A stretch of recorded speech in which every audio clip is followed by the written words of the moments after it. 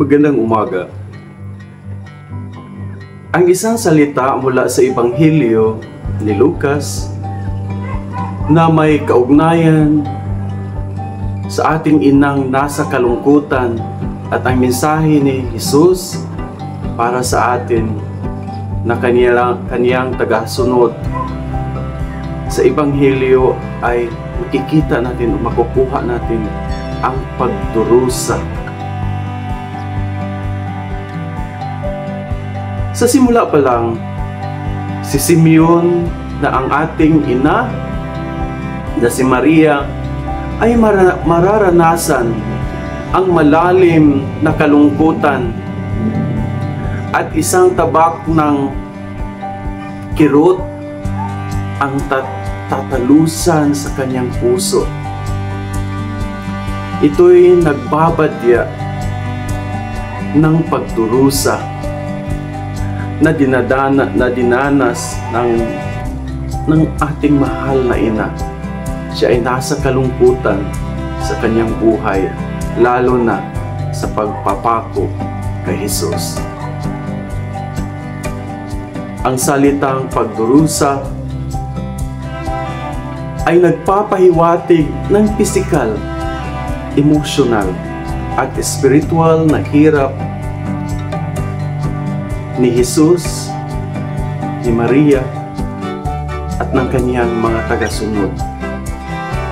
Matibay na kaugnay ito sa pangunahing mensahe ng turo ni Jesus na ipinapakita ang kapangyarihan ng pag-ibig, kapatawaran at pagtitiyaga sa harap ng mga pagsubok. Ang ating inang si Maria ay nasa kalungkutan ay nagiging isang makapangyarihang halimbawa ng pananampalataya at lakas sa gitna ng pagdurusa.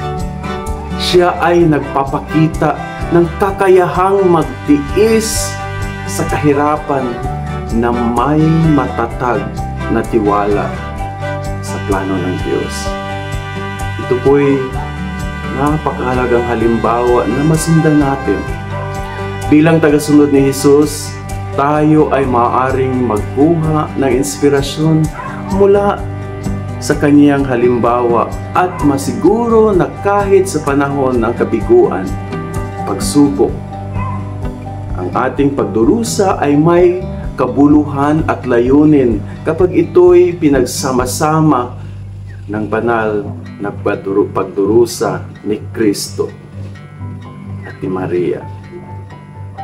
Upang panatilihin ang turo ni Jesus sa buhay natin at ating isabuhay ngayon, lalo na sa panahon ng kagipitan at hamon na tinatawag, tayong tanggapin ang kahalagahan ng pagtitiis at umaasa sa biyaya at lakas na nagmumula sa ating pananampalataya sa pamamagitan ng pagsunod sa halimbawa ng ating ina na si Maria, ng nasa kalungkutan na ating pinagdiriwang. At si Jesus, maaari nating matagpuan ang kahulugan ng ating pagdurusa at ipaubaya ito upang tayo ay maging disipulo ni Kristo na may awa, matatag at tapat